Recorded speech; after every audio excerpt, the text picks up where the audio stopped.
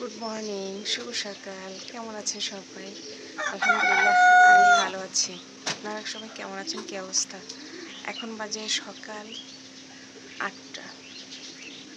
কিন্তু কালকে আজকে এত পরিমাণ ঠান্ডা পড়ছে, এত পরিমাণ কুয়াশা পড়ছে, যা বাইরে বের হওয়ার মতো না। চলুন আপনাদের সাথে একটু শেয়ার করি। এই যে দেখুন, কুয়াশা বোঝা যাচ্ছে।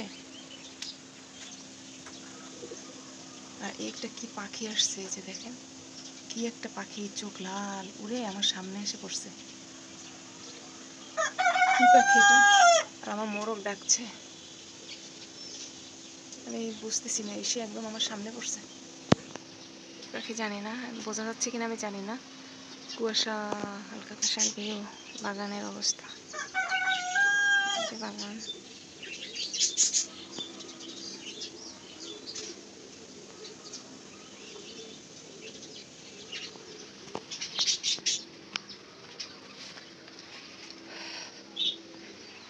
কি ফুল ফুটছে, এই ফুলগুলো এত সুন্দর।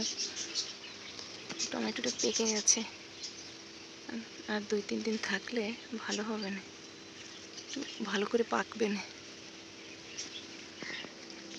শিশির পড়ছে একদম গাছে। কুয়াশা বোঝা যাচ্ছে, আপনারা কি বুঝতে পারতেছেন? কুয়াশা, অনেক কুয়াশা, অনেক। এটা হচ্ছে ঔষধি গাছ, এটা খেলে নাকি ভালো হয় পেটের জন্য। সকালবেলা আজকে ডিম দিয়ে ভাত খাবো, অনেক দিন পরে ডিম ভাজি দিয়ে ভাত খাবো আজকে। আর শীতের সকালবেলা উঠলেই ক্ষুধা লাগে, কি খাবো না, চা ভালো লাগে না, আজকে ডিম দিয়ে ভাত খাবো।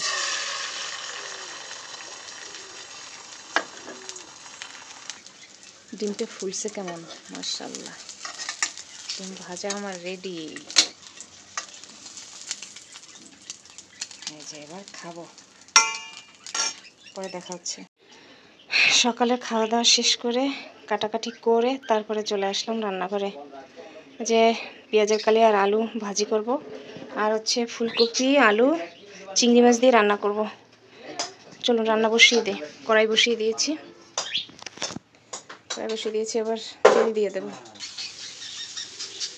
ভাজিটা দিয়ে দিলাম।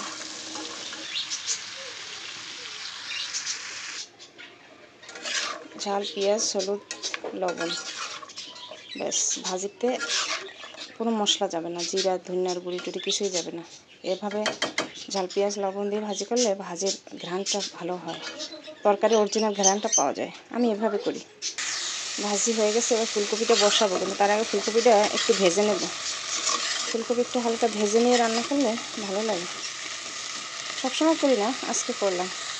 আর এদিকে একটা পরিষ্কার করে এরকম ভাজি বসিয়ে একটা সুন্দর করে পরিষ্কার করে নিলাম। এতক্ষণ সব মুছে নিয়েছি, পরিষ্কার করে নিলাম। পাশে ভাত হয়ে গেছে, এবার কপি উঠে মশলা দিয়ে ভেজে নিচ্ছি। মশলা কষাইয়ে তারপরে দিয়ে দেবো রান্না।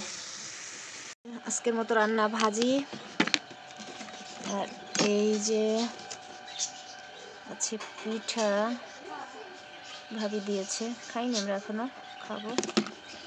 ভাত রয়েছে, আর এই যে তরকারি, কফি তরকারি। আমার রান্নাবান্না শেষ, পরে আবার কথা হবে। সন্ধ্যার সময়, সন্ধ্যার আগে, আসরের পরে আপা আসছিল।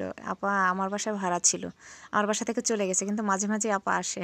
আর আমি বলছিলাম কি, আপা আপনাকে আমি ভাইরাল করে দেবো, বলে কি দাও দাও। এই জন্য খুব ভাব নিয়ে বসছে, দেখেন না কি সুন্দর ভিডিও করব, তাই ভাব নিয়ে বসে, বলে কি দাও দাও ভাইরাল করে দাও। আপা খুব মনে করে আমাকে, সবসময় ফোন দেয়, কথা বলে, তা মাঝে মাঝে দেখা করতে আসে। সবাইকে, কি অবস্থা সবার? সারাদিন কাজ সেরে এক আপা আসলো, তার সাথে একটু কথা বললাম, গল্প করলাম, চা নাস্তা খেলাম। আপা চলে গেল, আপাকে বিদায় দিয়ে দিলাম। যাই হোক, আজকের মতো ভিডিওটা এখানেই শেষ করব। সবাই ভালো থাকবেন, সুস্থ থাকবেন, দেখা হবে নেক্সট ভিডিওতে। সে পর্যন্ত ভালো থাকবেন সবাই। আল্লাহ হাফেজ।